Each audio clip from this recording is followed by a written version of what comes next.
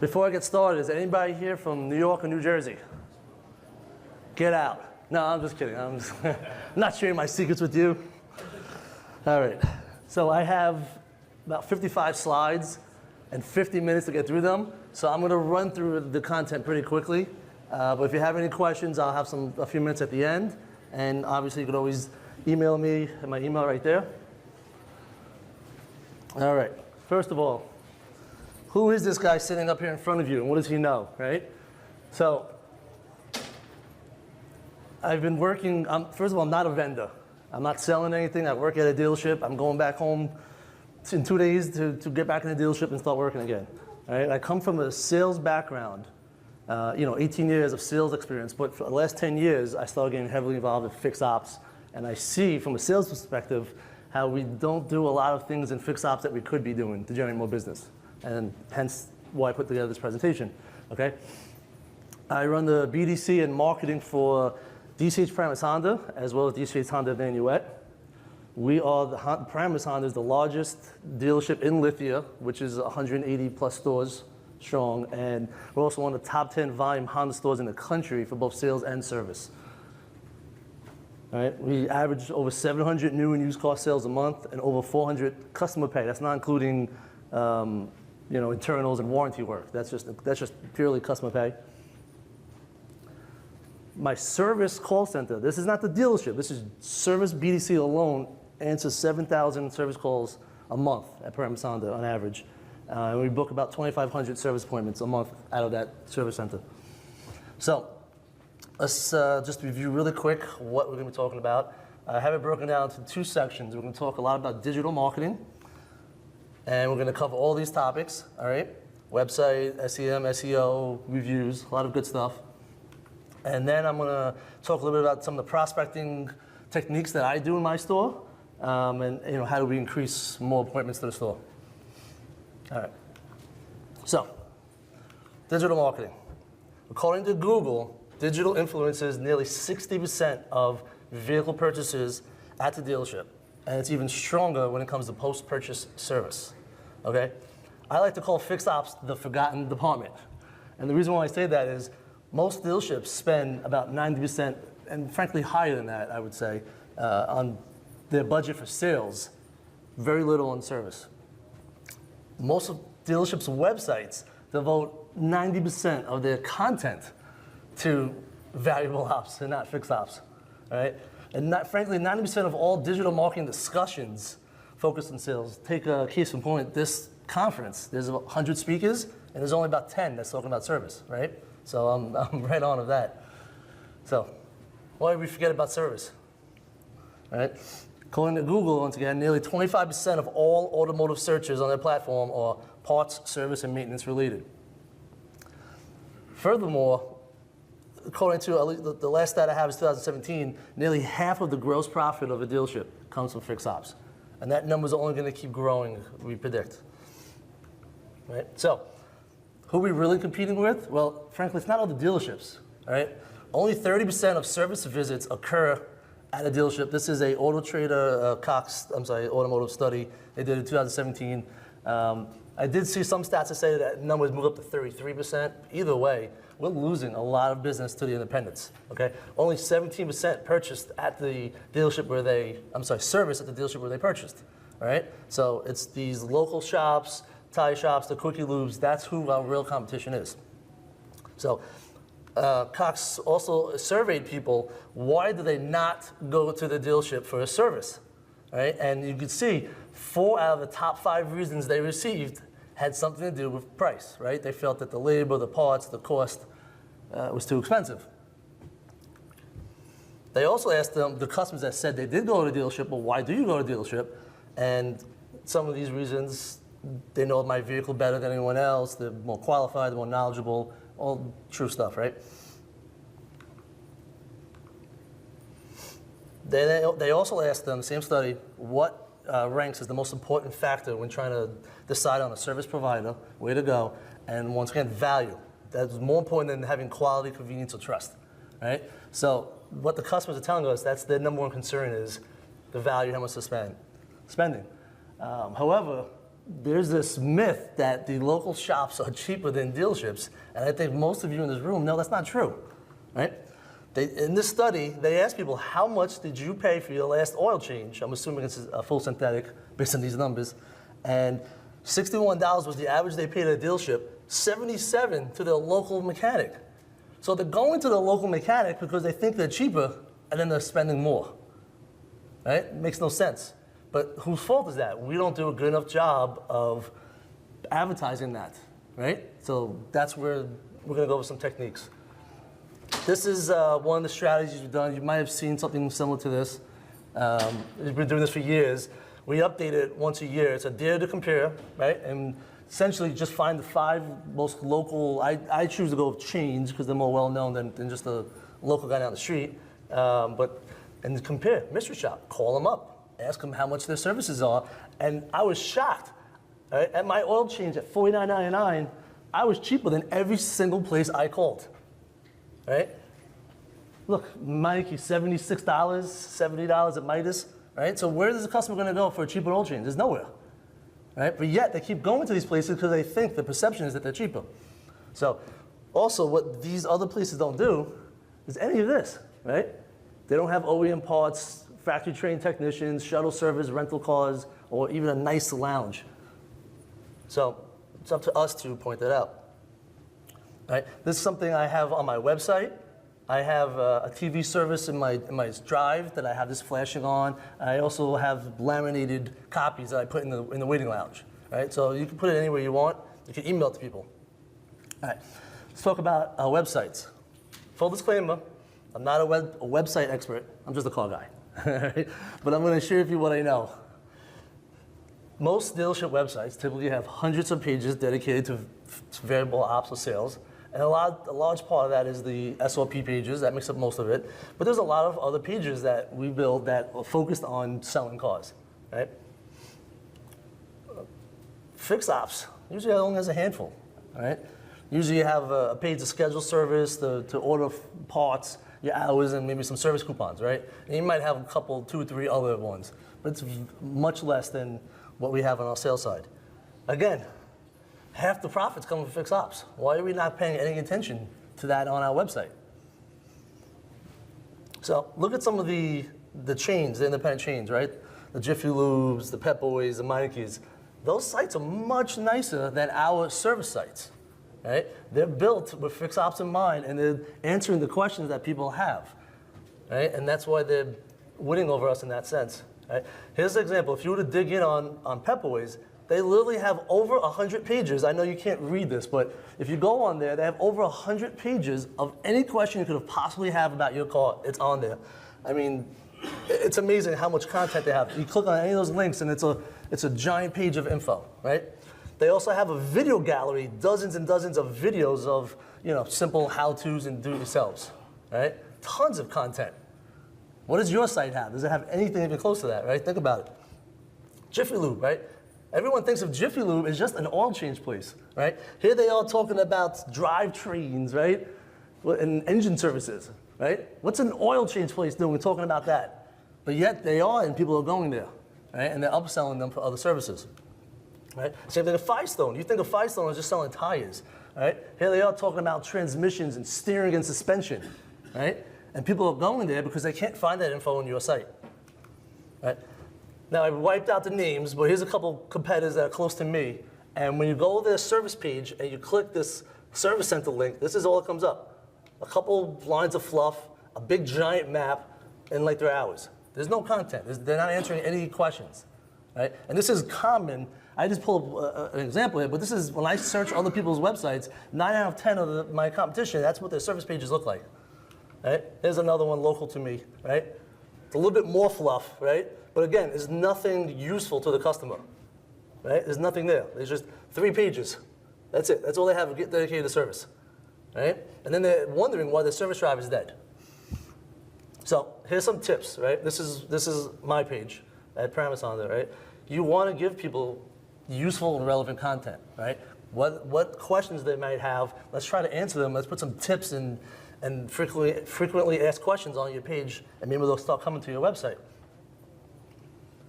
You want to speak about the quality of your services and point out how we're cheaper than the independents, right? This is where you do it. Let's get that information out there, okay?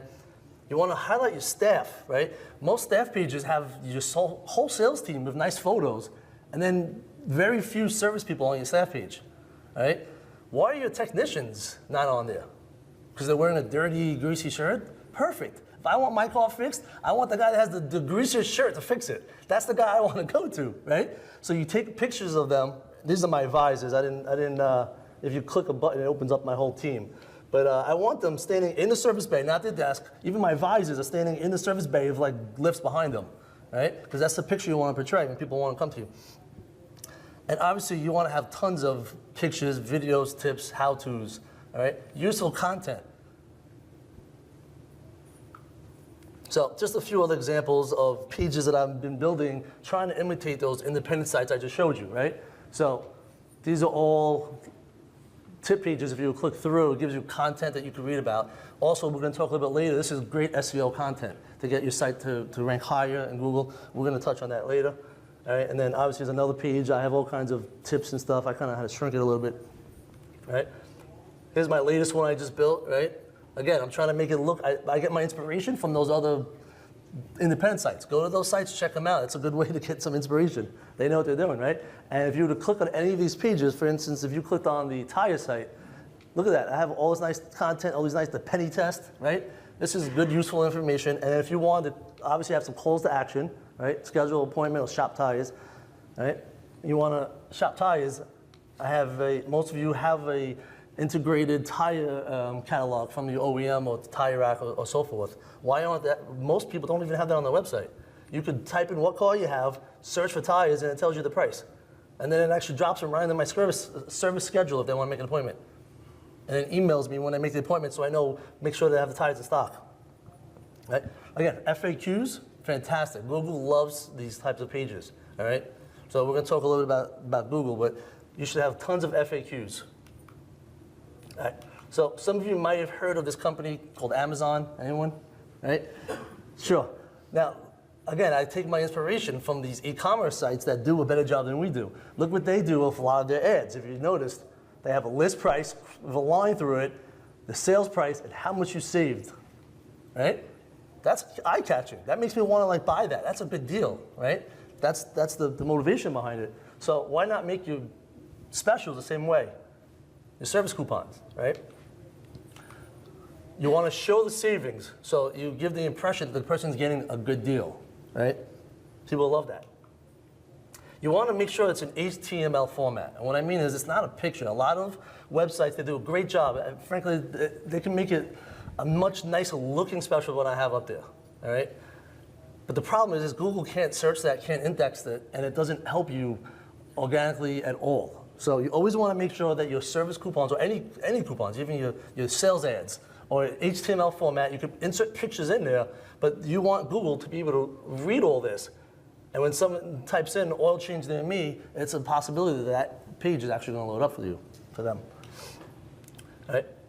Most specials have a print button, but guess what? A lot of people are looking at it on their phone. They can't print, so it's useless. So you want to put some other tools in there, like an email link. All right, the second part of that is you get to capture that guy's email into your database, and now you can start marketing to him in newsletters and whatnot, right? So now you get to capture that, all right? We also implemented a text, right? Everyone is texting, right? I get twice as many text coupons as I do email coupons, right? So that's something you definitely want to try to implement if possible. And if you're really savvy, you can put together an Apple Android wallet feature where someone could just add it to the wallet on their phone. All right, let's just touch on videos, okay? People love videos, all right? You should have a video on every single page on your website, whether it's sales or service, okay? You should make some branding videos, less than 60 seconds, just generic, no specials in it, just generic talking about why service here, right? Your why buy here for sales, your why service here for service, right? And put that on every single page. Some how-tos, grab an advisor or a tech to do some basic how-tos, how to replace your wiper blades, simple things like that customers commonly do, all right? Make sure you first upload it to your YouTube All right, specifically to your YouTube channel. You should have a YouTube channel for your dealership. You want to upload it there first, and then you embed those links onto your website. All right? And again, put it everywhere. I have a video on every single page of my website. All right? 65% of people who took their vehicle in for service mentioned that they first heard about that service center through video. That's according to a 2017 Google study. That's huge. All right? YouTube is getting nearly as many searches as the #2 largest search engine in the world, right after Google. All right? Mobile first. And what I mean is since 2016, mobile users have surpassed desktop users in internet traffic. All right? I would assume that for almost everybody in this room, you have more mobile visitors to your website than from the desktop. This is my website, all right? My premise one, all right? I don't know if you can see the numbers, but I am getting 70% traffic to my website from mobile, all right? 70%.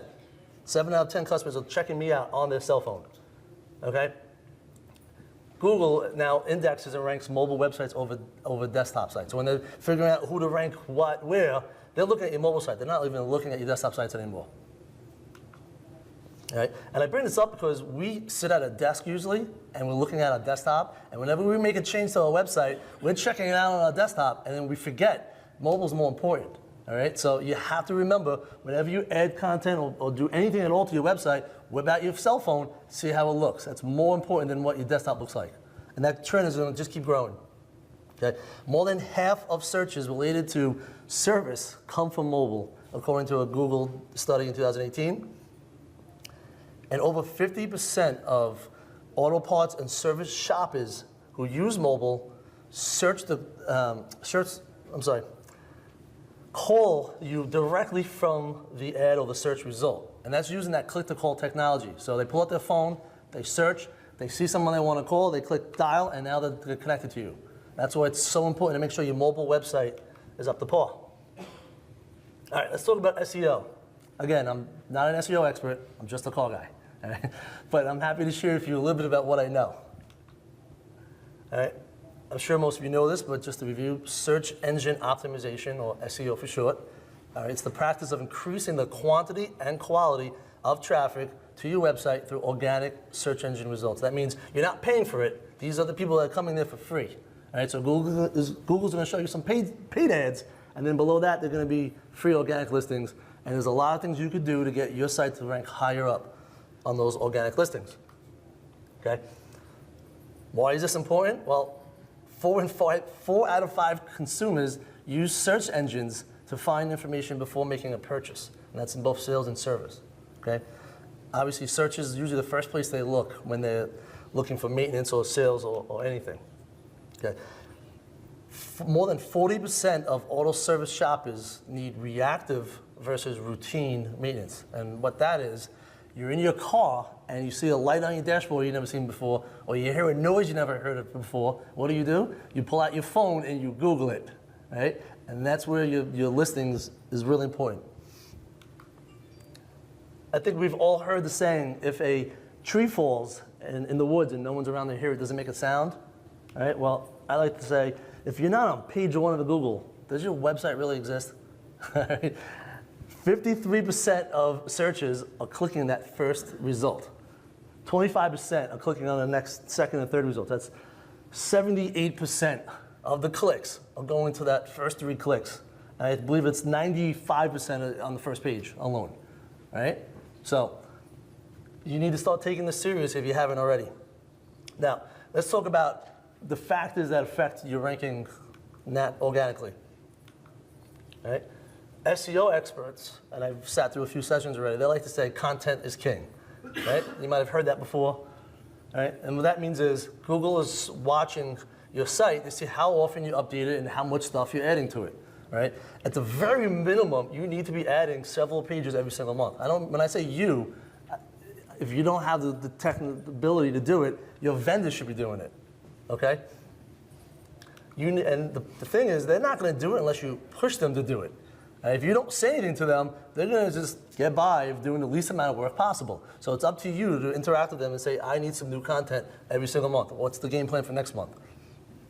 You want to be unique, okay? You don't want to just take some materials from the OEM and then copy and paste it onto a web page.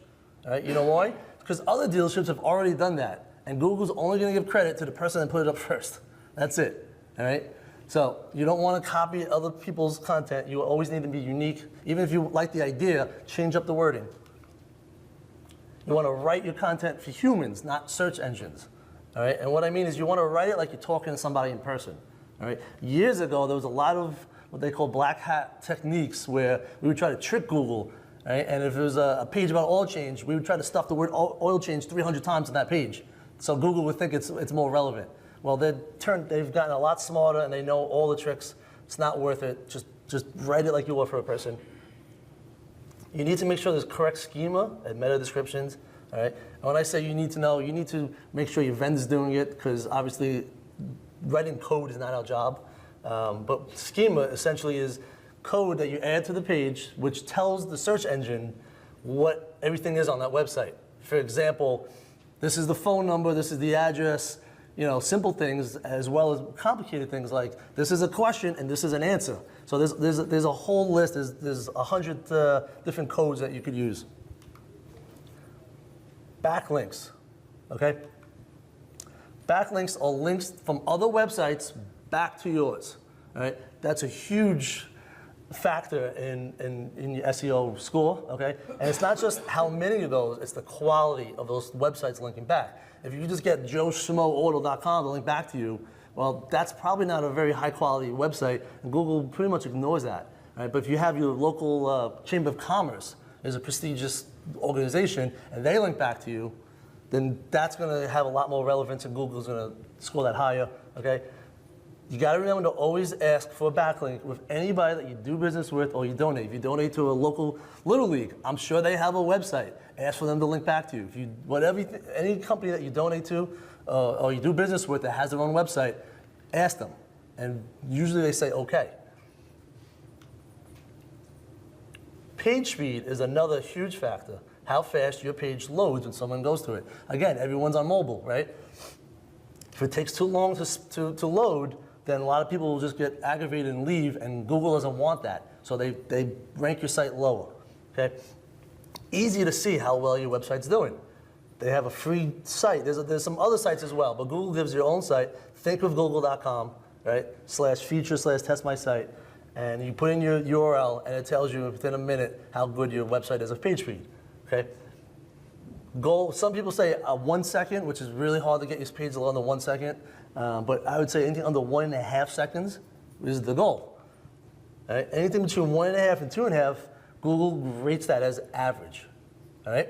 Anything over 2.5 seconds, Google rates it as slow, and it will affect your rankings. It will move you down. They don't want people going to your site if it's slow. All right? So this is something that you need to check. If not once a month, at least every couple months, because I've had my score literally go up and down. 1 month it's 1.5 seconds, the next month it's 2.5. I've had to go up and down, and that's because we're adding stuff. There's third-party widgets we're signing up that slow it down. There's a lot of things that happen that we forget about. So check this regularly. All right, I'm gonna give you my secret sauce. All right, this stays in this room, okay? No one tell anyone else. No, that's kidding. All right, I started about 2 years ago focusing on, that's when they announced these Google featured snippets, okay? And trying to figure out how do I get my page to show up as a snippet. Now, what's a Google snippet? Okay, it's also known as position 0 because it's the first thing you see, or an answer box because it's verbiage inside of a box. I don't know if you can see the actual box, right? Basically, the aim is to give somebody an answer, a quick answer, without them having to click through a link. Right? So whatever you type in, they've tried to find what they think is the most relevant answer, and it pops up right on the screen. Right? So there's a couple different ways to do it. Most common is a paragraph, you know, a couple sentences. Okay? I've also seen lists, and they also do tables. All right? So I try to get all three of those things onto my sites when I'm working towards this. Increases your chances, right? If you have a Google Home and you do a voice search, guess what? That voice search is using the snippet to answer that question. All right? There's only going to be one question on a voice search. There's not going to be a whole list. All right? So if you could win that snippet, you'll be coming up as they're going to announce what website it came from on the search. this right here is something that came out about a year ago. People also ask. You may not have realized it, but what this is similar snippets. If you were to click on that, it would just open up that one snippet for that question. That is showing up 80% of the time you do a search. So if you don't get to that snippet, you might be able to get into one of those. All right? And the good news is, even though it's very difficult to achieve this, it's much easier to do it with service keywords than with sales. I've tried both, trust me. And the reason why is there's hardly anyone going after these service keywords, writing good content. So it's much easier. There's really no competition right now. I'm going to show you some examples. This is my best performing snippet, all right? It's actually one of the first ones I started working on. It's so simple. How to reset a Honda TPMS light, all right?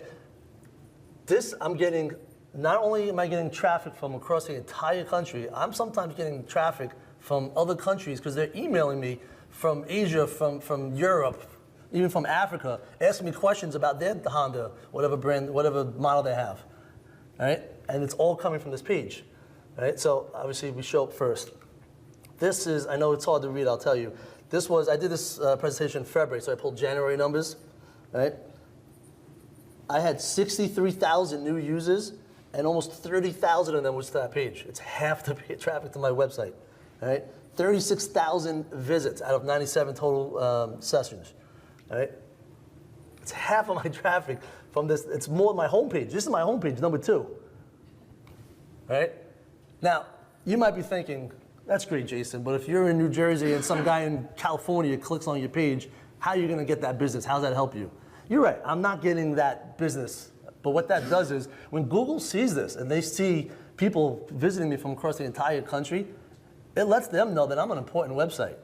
And it raises my quality score. And then what it does is, it raises the score of all my other pages. So there's a drip down effect where it does actually get me more business, and it helps me locally because of all this traffic, all right? And the more of these you can get, the better, all right? The more traffic that goes to your website, the more important you look in Google's eyes, and then it elevates all of your pages. So when your local customers are searching, they're more likely to see you. So you might be thinking, well, that's great, Jason. You show me all these stats, it looks great, but how do I do that? Well, simply, you just want to answer a question that's commonly asked, okay? I came up with the TPMS idea because my call center, every single day, they were getting 15 people a day asking them that question. My TPMS light is on, what do I do, right? So I said, oh, let me make a page about it, right? So you want to, in the actual page that you're writing, you want to write out the question at the very top and then the answer, because that's what Google's going to take to show up in the snippet, right? Well, how do you know what to write about? Well, it's simple. Just ask your staff, hey, what's the most common things you get asked every day, right? You could ask your BDC, your advisors, the people at the parts counter. They'll tell you, oh, I get asked this question 10 times a day. Well, guess what? If people are asking in person, they're probably typing it in and searching as well. So that's a very good topic to write about. All right, I'm going to go over some other ways you could research what to write about. All right, I prefer going after long tail keywords, and I'm going to talk about that in the next slide, the difference between short tail and long tail. But the longer the tail is, the less competition you have, and the easier it will be. And I always go after my make, sometimes model type pages. So I'm going after not oil change, but Honda oil change. Not that I wouldn't do an oil change for any business, but it's a lot easier when you're a Honda website to get that Honda keyword, right? You want to make sure you're writing unique content. Again, you're not just copying from somewhere else, right? You want to make sure there's pictures, there's videos, and there's tables and charts on that page. You want to write in plain language, no jargon, and importantly, be patient. That TPMS light page, 2 years it took me before I got that kind of result. All right, so this is not going to happen overnight. This is not a quick fix. All right, there's paid search for that. All right, but this is, in the long run, it's going to pay off. So here's some other ways that I've done research. I have dozens of pages I've built that I'm trying to get onto those snippets. I've had 4 or 5 so far, and I got a few more ready to pop. So Google itself will, once you start typing, it will pull up a list of suggestions based on what other people have searched. It does the research for you. So if you just start typing something like, when did fix BMW and then stop, it's going to show you what other people have recently searched for. Well, that's probably a good idea. That means if a lot of people are searching for that, it's probably a good idea to build a page about it. All right? Google Ads has a free keyword planner that tells you how many searches a specific keyword has per month. You type in the keyword, and then it tells you how many searches it's getting per month. So obviously, you want the ones that are getting a ton of searches, not the ones that get hardly any, because then you're pretty much wasting your time. There's also a website, free website called Answer the Public. All right? You simply type in a search like Nissan service, and then it shows you the how, where, why, all the searches that happened recently regarding Nissan service. So it's another free tool just to give me some ideas, essentially. And lastly, the easiest way to do it is search for a term, see someone else that has a snippet, and then make a similar page but make it better.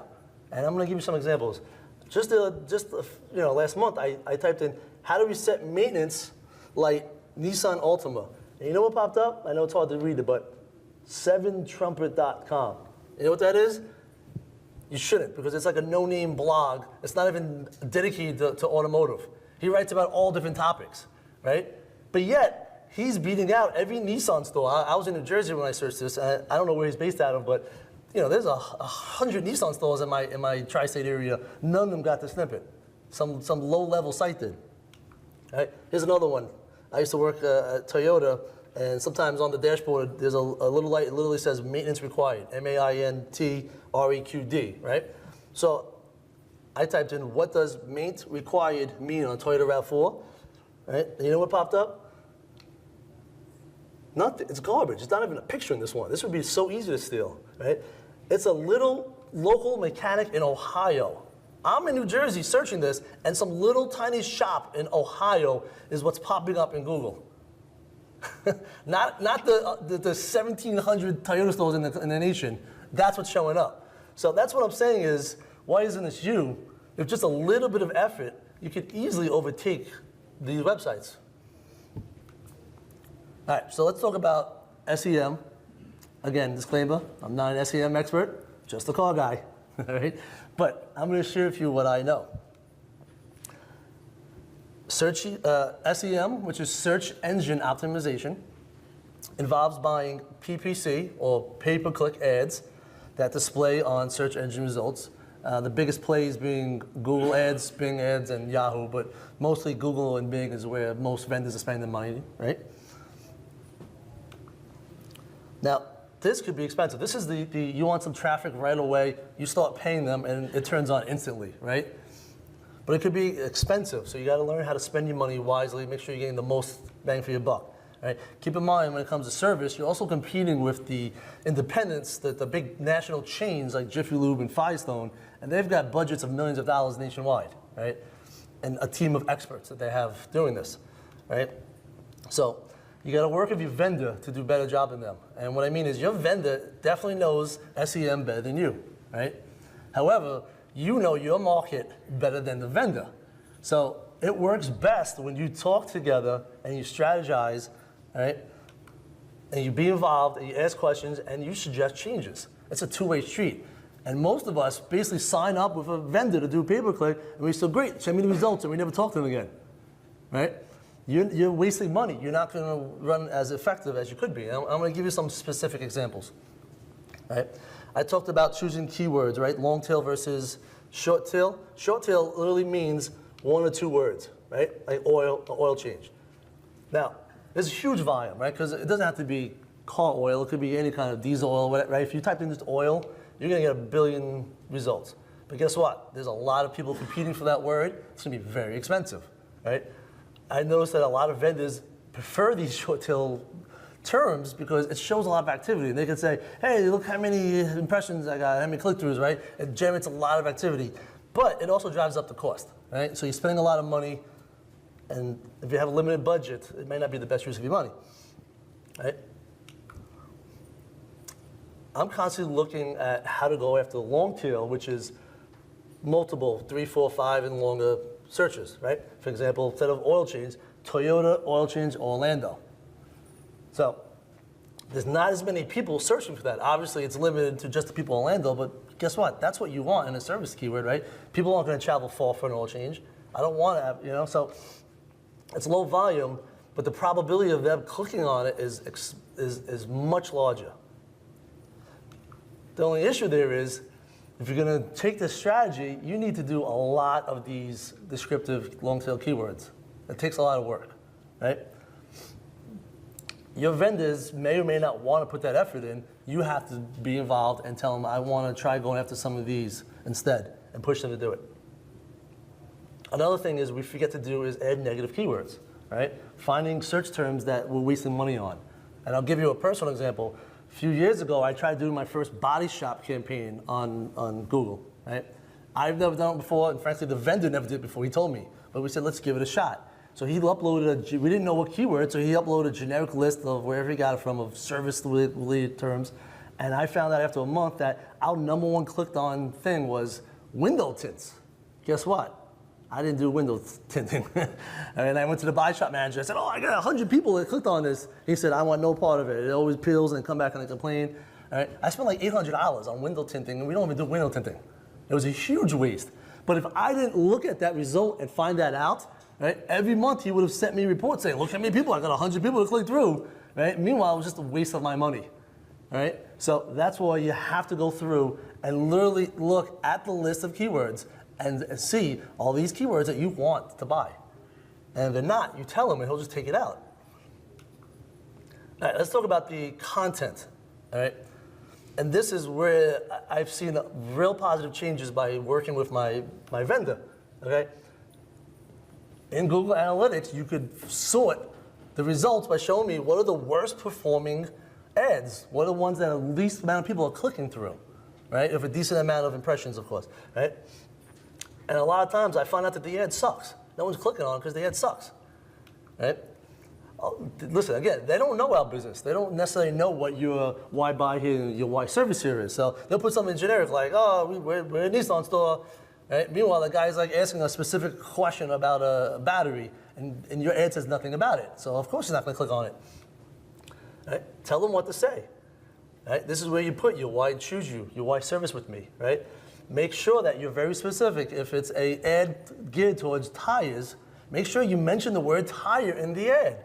You would think this is common sense. You'd be shocked how many of my ads did not do that. I'd say about half. Right? And then whatever other value, you know, if you have a you warranty, most dealerships warranty their work for 1 year, right? A lot of tires now come with some road hazard insurance. Whatever your why service here value ads are, put that in there. Now, you want to make sure, and this is common sense, and we assume it's done, but I've had campaigns where the guy forgot to enable the extensions. What are the extensions? Well, click to call. That's so when you're on a mobile search, someone could click it and dial it, all right? Address. When they click it, it opens up the map in their Google Maps, or the, not Google Maps, the Apple app, or whatever phone you're on. Right? Site links, you could tell them what other websites, subdomains on your website that you want people to be able to click on. Now, you can't choose what of these extensions get displayed. That's up to Google. But you want to make sure every one of them is active so that Google can then insert some of these. Right? Call outs, right? That's your why buy here, why service here, right? And there's price ones, not just in sales. I do this in sales. I put, $199 month lease on a lot of my ads. But why not do it for service, right? If every other service place is charging $70 for an oil change, right, and my coupon is $39.99 or $49.99, why wouldn't you want to advertise that right in the ad itself? Then you want to test, and retest, okay? The nice thing is Google, you can't choose which ad gets displayed, okay? But you could put, I recommend 2 to 3 different ads, right? And then you could run it for a month, and it'll tell you which one had the best results. And the one that had the worst results, you scrap it, you put another idea in there, and you try it again, right? And you keep doing that until you get those results that you want. But again, if you don't push them to do this and work with them, they're probably not. Now, just to not get too technical, but this is how Google decides where your ads appear. Right? The Google ad rank, or what position it's going to appear, is simply your cost per click, or the most money you're willing to spend. You set that up in the back end, times your quality score, and we'll talk about what your quality score is, and that gives you your ad rank, and then the higher the ad rank, the first listing you'll be, right? So what that's telling me is, if I'm a Honda store and I'm doing Honda ads for Honda keywords, well, my quality score is going to be very high. I'm very relevant, right? But if you're a Nissan store trying to conquest me, you're going to be a low quality score for that search, 2 or 3, and you're going to have to spend 3 or 4 times the amount of money to even compete with me, right? And the reason for that is, yes, Google wants your money, but they also want the most relevant result to show up for the customer. So the customer gets his question answered and he comes back to Google, right? So you have a benefit there when you're going after your own make keywords. So quality score, right, is said to be the relevance plus the user experience, right? That's your quality score. Now, no one knows for sure what factors go in there. Google's very vague on it, but this company called Adanalysis, this is what they estimated. 39% of the quality score is the landing page experience, right? What happens when that customer clicks through? Do they convert? All right, 39% is the expected click-through rate, how likely they are to click through, and 22% is ad relevance. So these things are all helping by making sure you have the right verbiage in your ads, right? Quality score has a huge impact on how much you spend. Right? I showed you, the higher your quality score, the less you have to bid to get that search term. Right?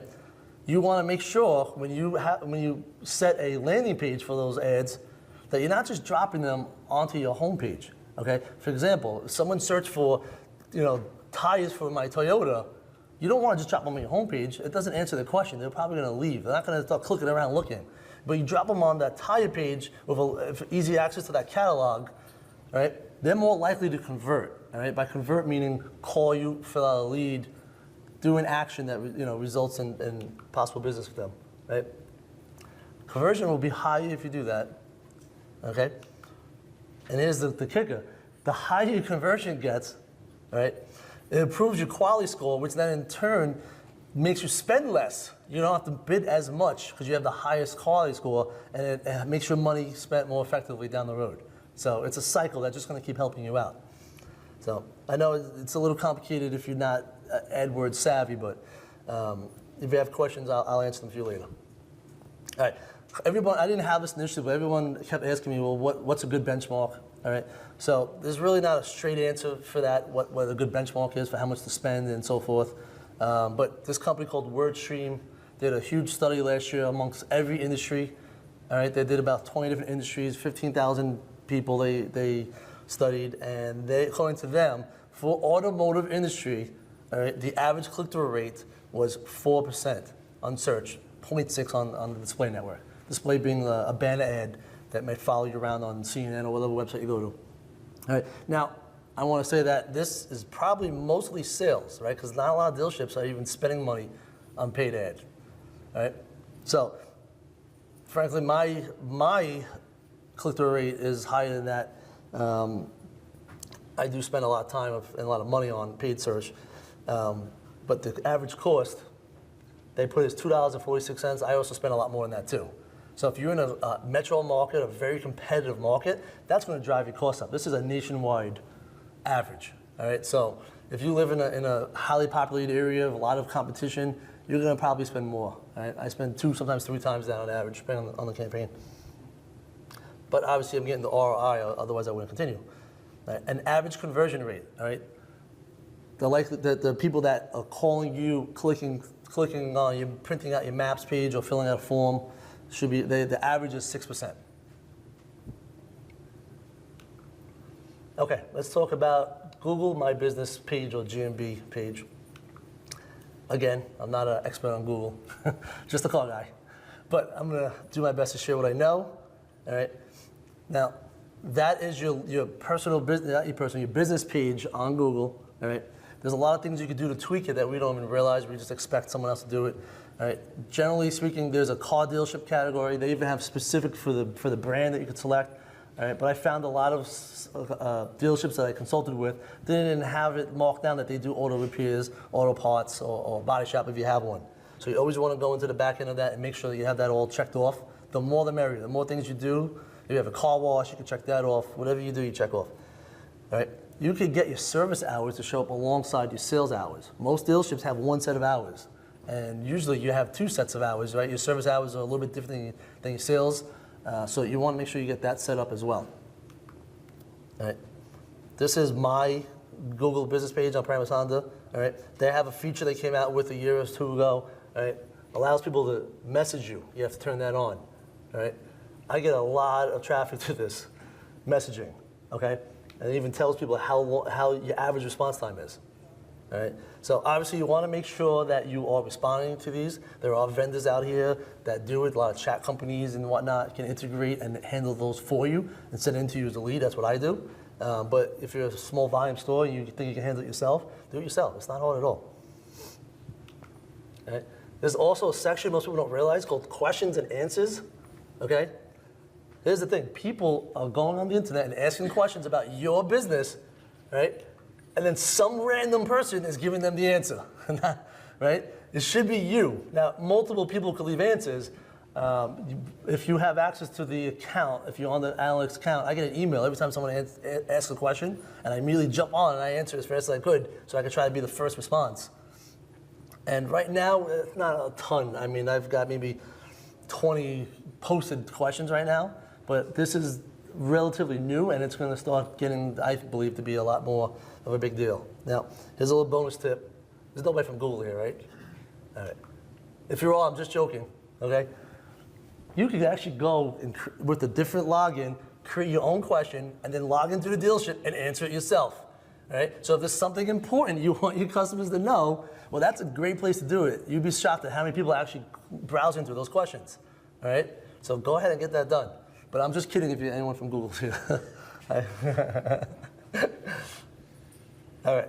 Now, I had to cut it out because there's some other stuff here like a map, and then below that they have something that's called Google Posts. Okay? Those are little like advertisements that you can make, like basically mini banners, and you can make a bunch of them. And there's just like a little carousel, and people can scroll through them. Those little banners typically get more views, more people see them than the banners on your own website, right? Yet a lot of dealerships don't have this active. They're not going in there and they're not building them, right? That's a huge mistake, right? I get thousands of people a month view this, and then you put a little call to action like learn more. There's a number of different calls to action you can put in there, and it'll link them to a website on your page, and dive in a little deeper, all right? Doesn't have to be just pictures. Right? Or you can just do text, but that's boring. You want to at least have a picture, all right? But you could also have video. Here's a sample we did a few months ago, and you want to keep it short. People have short attention spans. I think this one was like 25 seconds, maybe it was a little bit longer. But they could play the video, and it was a little advertisement coming for a free multi-point inspection, right? Now they expire after 7 days, so you got to remember to do it, or have one of your vendors if you're with a company that does this for you, that does SEO for you, all right? A lot of them actually do that for you. So I contracted someone to do it for me so I don't have to remember to go in every week to do it. But it's not hard to do it yourself. All right, let's talk about reviews. Just make sure I'm all right on time. All right, I gotta run through this fast, we're running out of time. All right, reviews. According to a Bright local study, 86% of consumers read reviews for local businesses. 57% of consumers will only visit that business, yes, including dealerships, if you have 4 or more stars. If you have less than 4 stars, they cross you off the list. They find another dealership that has a higher rating. Okay, that's huge for your business. You don't want to be losing local customers because you don't have a good review page. On average, they're reading, not just looking at the score, they're reading 10 reviews on average. Okay, so let's talk about how do you improve that. Well, number one, this is obvious. Treat people right? Give them good experiences, and they're more likely to give you a good review. Duh, right?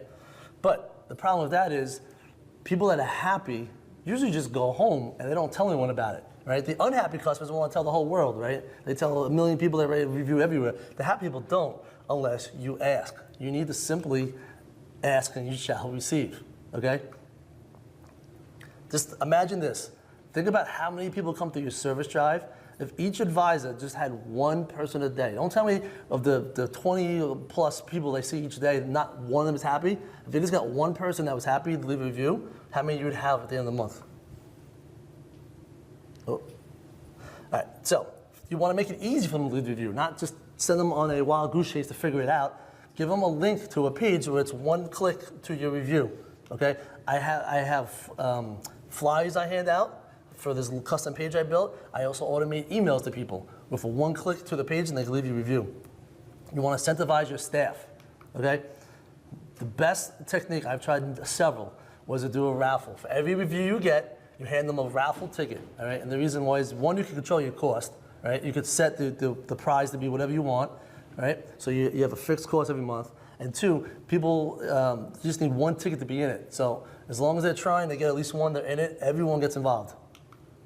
All right, let's talk about appointments, all right? And creating what I call an appointment culture. If we had a choice between appointments and walk-ins, I think we'd all agree we prefer to have appointments, right? In our service department. Why is that? Well, better traffic flow. Instead of having that mad rush at 9 in the morning and then in the afternoon we're sitting around doing nothing, you could spread out your appointments throughout the day, keep people consistently working all day long. Right? That in turn will get you better customer satisfaction because people won't be waiting as long, right? And it gives your advisors more face time, more opportunity to upsell. It's a win-win all around, right? Also, when they're making the appointment in advance, your phone staff could tell them, hey, this service is recommended about 3 hours. Do you have alternate plans or do you need a shuttle? That way you'd have less waiters, right? Which in turn gives you better CSI, CSC, and more time to upsell, right? You want to make sure you offer online scheduling, right? 60% according to a Cox Automotive study of service visits were scheduled appointments, right? But only 14% were booked through an online scheduler. Right? And a big part of that is 45% of people did not know that you even offer this. So you're paying all this money for an online scheduler and people don't even know, right? And the people that do use it are happy. 76% said they would do it again, right? So you want to make sure you have a real time, and there's a few companies that do this, right? Not just a form that you have to call them back, because that's not really convenient. Make sure customers know you have it. Here's a bonus tip. In all my coupons, I don't know if you noticed it, I put by appointment only. To encourage them to call and make the appointment. Now, if he showed up without an appointment, am I going to give him a hard time? No, of course, I'm going to accept the coupon, but I'll tell him, hey, listen, it's by appointment only. Next time, do me a favor, give us a call first. And that just sets him up for the next time. All right. Let's talk about service really quick. BDC, if you don't have one, I recommend it if it makes sense for your store. Why? Number one, someone's going to actually answer the phone. A typical dealership that writes 100 ROs a day receives on average 200 inbound service calls a day. Right? Who's answering those phone calls, right? You get better quality. Now, you can outsource it, and there's a lot of good companies that do outsourcing. I've used a lot of them, all right? But the fact of the matter is someone in your dealership is going to know more about your dealership than someone in a call center somewhere else, right? So it's going to be a better quality conversation with the customer, right? And if they're not tied up with answering the phones, the advisor can spend more face time with the customers and do more upsell as they're paid to do, right? Also, it's not just answering the incoming calls, okay? You should be having them making outbound calls and actually developing business, as the title Business Development Center suggests, okay? Funny thing is that the stores that do have service BDCs, right, usually get very little training, even though they speak to more clients, they touch more customers than any other department. I shared with you earlier, my Paramus store is taking 7,000 calls a month, right? So they're touching the most amount of people. So you want to make sure they know what to say. For example, right from the beginning of the call, I like to say, thank you for calling. Are you looking to schedule a service appointment? It's setting the tone that we work by appointment in a polite way, right off the bat, right? What if they say, well, can I just walk in? I've walked in the past, right? We hear that a lot.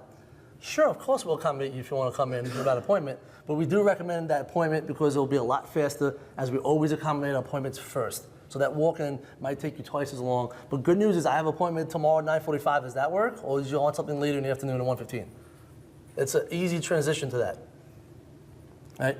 You need to train your staff to always ask for the appointment. We do this in sales, right? When you have a sales lead, ask them to come in. But we don't do this in service. We forget to do that. Right? 1/3 of the calls in the service are question calls. And it's most commonly, how much is this? How much is a battery? How much are brakes? How much is an oil change? Right? This company called Blueprint, it's a consulting company, they did a survey 2 years ago, and they called a bunch of stores asking how much services are, and they found that only 16% of the time where they actually asked if they wanted to book an appointment. So usually they would say, oh, oil change is $49.95, and they go, okay, and they would hang up, right?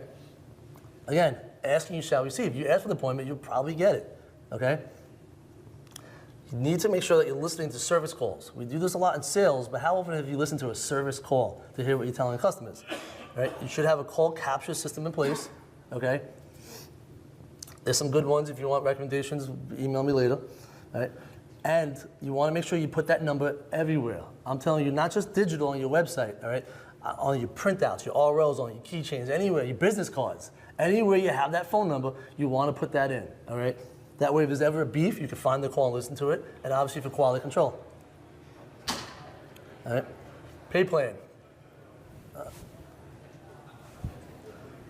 You want to reward them for making an appointment, right? Give them bonuses based on how many appointments they book, all right? Where do you start? Well, let's say you want to increase 20% and you currently do 500 appointments, so you want to get to 600.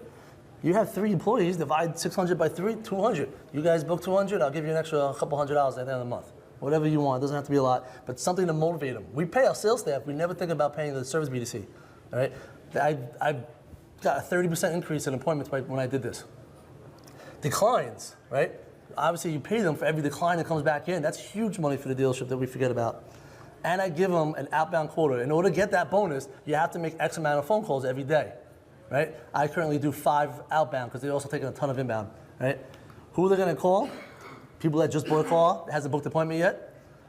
Lost customers, most OEMs consider 12 months a lost customer. Let's start calling them at 10 months, right? People that have aged mileage cars or high mileage cars. Call them up with a simple message. Hey, you're a good customer. We want to give you a free safety check. I'm sure you'd love to have that customer come into your 8-year-old 100,000-mile car come in. Recalls. There's a boatload of recalls out there, and they're not going away, right? Look at the Dakota airbags, never stopping, right? As of 2017, there's almost 43 million of those, right? So when I call, these people ignored the letters already, so I want to make sure that I call them. I say, hey, you got a very, very dangerous safety recall. I want to scare them, literally, okay? And it's okay because the OEMs are doing that. All right? Honda sent out a letter to these people last year of a picture of a woman in the hospital, her face all messed up. It's like, I still have nightmares about that picture, okay? So if they're doing that, why shouldn't you, right? And you want to stress that it's no cost. We know that, but not every customer realizes that it's free. They think you're just trying to sell them something, right? It's also a good way to get a new customer. Maybe they never visited you before, so they come in for that recall, they have a good experience, they keep coming back. All right, but it's important you don't crack them on that first time visit. Right, you give them a $3,000 estimate, they're never coming back. All right, but maybe you pick up an oil change and a tire rotation and that's it, then they'll be happy and they'll keep coming back. 32% of people said they don't keep track of recalls. So they throw those letters away when they get them in the mail. All right? Declines, all right? There's just a sample script, but I'm gonna run past that and just show you some quick objections. All right? These are the 3 most common objections we hear. Okay? I don't have the money. Now, if you don't have a payment plan, there's a lot of banks out there that offer it and it doesn't cost you anything. So when someone says I don't have the money, hey, great, no problem, I understand, we want your car to be really safe as possible. How about we let you pay for that over 6 or 12 months? That's an easy way to overcome that, right? Oh, my local mechanic's cheaper. Well, I already proved that's not true, right, in my earlier slides, so we like to point that out. Hey, listen, years ago that might have been true, but we realized that we need to compete and we dropped the prices. In fact, we're cheaper than them now. So you go along those lines. Plus, you point out you have OEM parts and technicians. And then I like I don't think I need that. I get that a lot of like flushes and routine stuff that people don't realize they need, rear differential flushes, things like that. So listen, I understand, but we actually make every recommendation based on the factory guidelines to maintain your car. And if you spend a little bit of money now, it'll save you a ton of money later on when that part breaks down. All right, so we recommend you come in for preventative maintenance. And the conclusion, most dealerships do a really bad job of marketing their service department digitally and online, so this is a good opportunity to get a leg up, all right? But it's not just dealers that you're competing with, it's independents, all right? You gotta be more like those independents. Don't be passive and wait for the phone to ring. Be proactive and go after that business. Have a pay plan that encourages them to ask for the appointment. And remember, when service grows, so does sales. Someone that comes into is happy with your service department is 3 times more likely to purchase from you. All right, sorry, I know I went a couple of minutes over, but does anyone have any questions? No, I did that good of a job, huh? Well, listen, thank you. I know you had a lot of choices. Thank you for choosing for this session.